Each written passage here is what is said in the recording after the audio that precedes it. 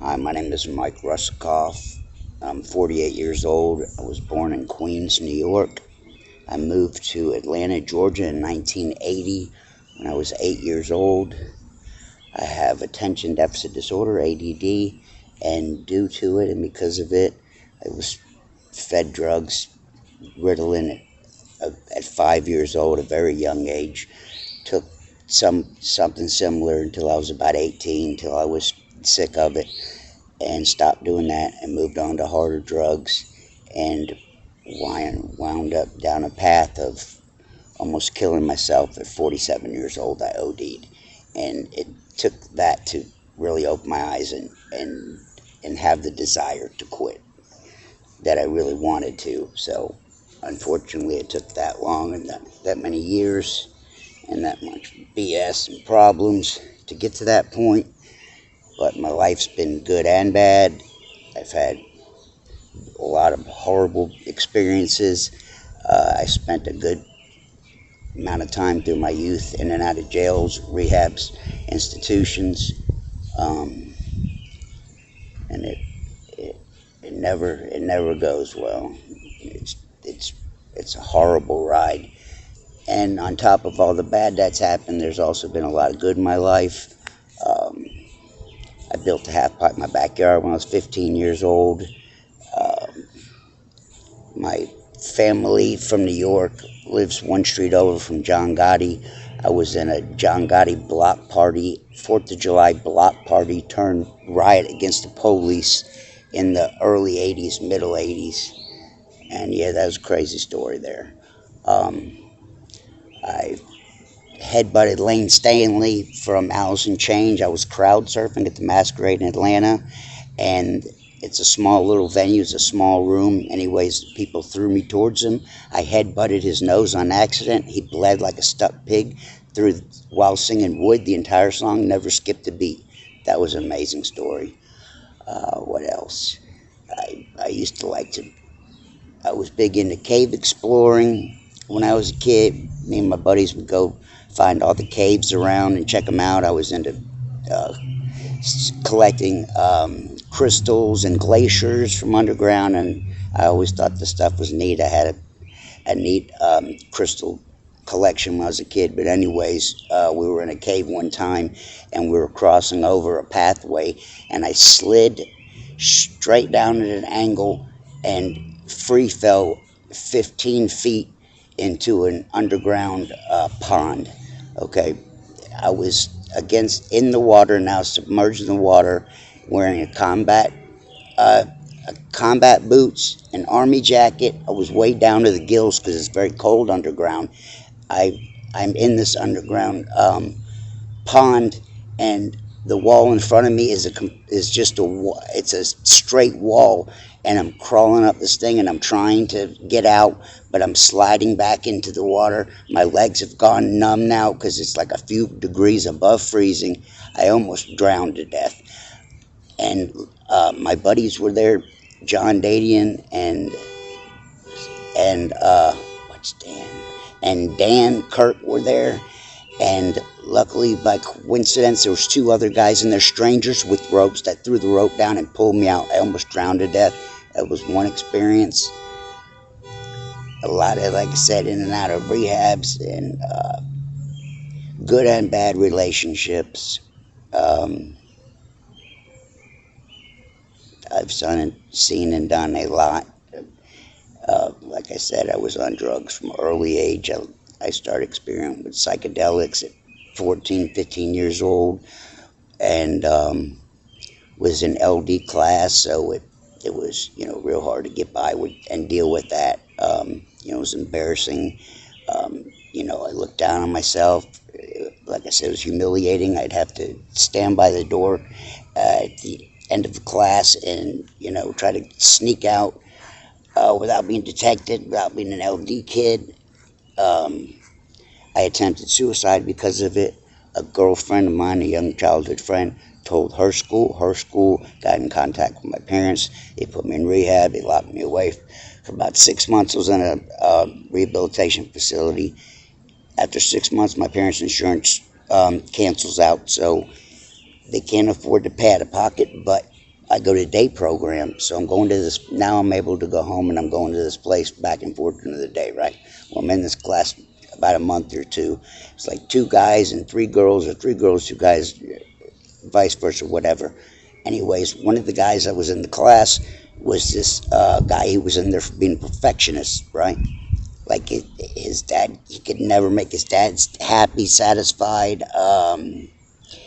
He was king. He was quarterback of the high school football team he went to. Um, he was dating valedictorian or whatever. He was that couple, you know. He was a good-looking guy. He already had a college scholarship for football. Perfect life. You couldn't think anything wrong. One day he went home and blew his fucking head off with a shotgun. Um, it was on the news that night. Okay, so the next day when we come, this is just one of the guys in my class. Now he's killed himself. So I come back into the place the next day. They say we're gonna put you on suicide watch. They're gonna have to observe me because they think now I'm gonna kill myself because this guy. So they take me and they put me back in inpatient. They put me on suicide watch, which means they put you in a gown. You look like you do when you go to the hospital, and I'm now in a gown in front of a bunch of people that I was just in rehab with. Embarrassing, humiliating, terrible experience. In the midst of this, I called my girlfriend, the girl I'd met through a guy I'd been in there with. His sister was coming to see. This time I met this girlfriend, was on the phone with her. One of the orderlies or whatever came over and said, you're on suicide watch, you can't use the phone. I said, fuck that. They tried to get me to go to my room and get out the phone. I wouldn't do it. I bucked. They called what they called Dr. Strong, jumped on top of me, wrapped me up in a straitjacket, and put me in a room with padded walls and a small mirror on the door to look and observe you. So I finally got out of that and went home. And when I went home, my parents were telling me all the restrictions and things that were going to be put on me. And once again, I'd been locked away for 6 to some odd months already. I said, no, fuck that. I ran to my bedroom. I locked myself in my bedroom door. I went, busted out the window. I went out my window. There was a roof outside, and I went out onto the roof, climbed down, went to my best friend's house growing up. Police come, they pick me up.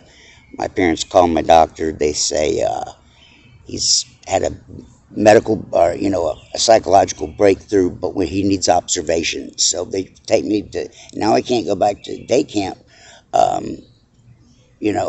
country club rehab. So now they take me to State Mental Institution, where they did a 2-week observation. And while I was there, I watched two people try to kill themselves. One guy tried to slit his wrist, and blood was spewing, barely missing me. I was having to step back. It was a horrible, disgusting thing that's imprinted on me to this day. Another guy tried to hang himself. We seen him hanging from the sprinkler head. Bad shit. This was at 15. So I did my thing, made it through high school, almost got caught. So I sold a friend of mine a hit of acid. Well, I didn't know there was a narc in school. Had watched and seen this. They called my buddy out of class, and he's going with our principal up to the office. He ditches the acid. He gets up there. We're both in the office. The police are there. The strips are just yada, yada, yada. We didn't have anything on us. Neither one of us fogged. So they didn't have anything on us. So they suspended me for the last week of high school. They let me stay home and graduated. So from there, I basically stayed out of trouble until I was about 21, 22. Then I started going to jail. And those are horrific stories. I went to jail, got revocated, then went to boot camp, which is probation detention center, where that place was crazy and nuts. One morning, the people that didn't shave had to go out in the snow with a towel, and that's it, and a razor, and shave. No underwear, no shoes, no socks, a towel and a razor for the people who didn't shave this one morning. Had to go out in the snow and shave with the snow. That's one of the stories from this type of shit. Got on to my later years. I caught a couple of violence for spanking my kids. I went to belt. Horrible story. Dealt with a lot of bullshit, and the system ringed me on that one. It was very hard to get my kids back. took a year and a half and a year, almost right under 2 years, and a shit ton of money. And I had to hire my lawyer twice to get my kids back, on top of all the shit the state wanted me to do. So I've been through a lot. I've seen a lot, good and bad and different. Not everything's good, not everything's bad. I've seen a lot of horror war stories, and I have one uncle, it's a Jewish lawyer in New York, and he's from a family of lawyers. Great guy. My cousin, his son, is a politician, Jason Eland. You can look it up for yourself. You'll see him speaking at a few conventions, whatever. My other aunt and uncle, my dad's side of the family, my dad's sister's husband was Charles Tavernese, may rest in peace in heaven. His uncle was the Joe Napolitano, and so, but he was full-blooded Italian. They wanted him in the family. He didn't want a part of that life, but it was offered to him and my dad. My dad has crazy war stories. He was going to be Carlos Gambino, whatever. He was going to be his. My dad owned a cab at the time. He was a cab driver. He was going to be Gambino's driver. It was either 2 years for $5 million or $5 million for 2 years. My dad was going to be his driver, and 2 weeks before the deal went down, he was whacked. That's why my dad brought us down, transferred to Atlanta, because he grew up in this shit. He worked with my with my uncle, his brother-in-law. They used to work for the union, so they worked for the family, but they didn't want no part of any illegal doings or nothing like that. So he's got stories for days on it, and may my uncle rest in peace. We haven't spoken this part of the family in 30 years. When we moved down here from New York, my aunt, my dad's sister, got jealous, angry at him, felt like she was sticking him to raise their mother. Cut all ties when I was 14, 15, when I was at the John Gotti Block Party Turn Riot, was the last time I was there. That summer, my cousin came and spent the summer with us.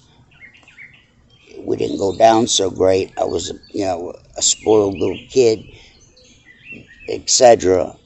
We haven't spoken since. I don't know if my aunt and that side of the family knew that my father has been giving my grandma money their entire lives.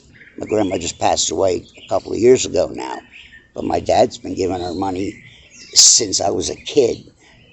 And so, he's had done what he could for his part, but it's like I said, his sister didn't want nothing to do with us, with him or us. So, I hate that it is, but that's why family's kind of limited for us. We don't speak because of this, and this is my dad's wishes, and I will carry out his wishes until he goes to heaven, until my mom goes to heaven, until it rests. So that's me. That's just a small part of my story. Hit me up, share with me.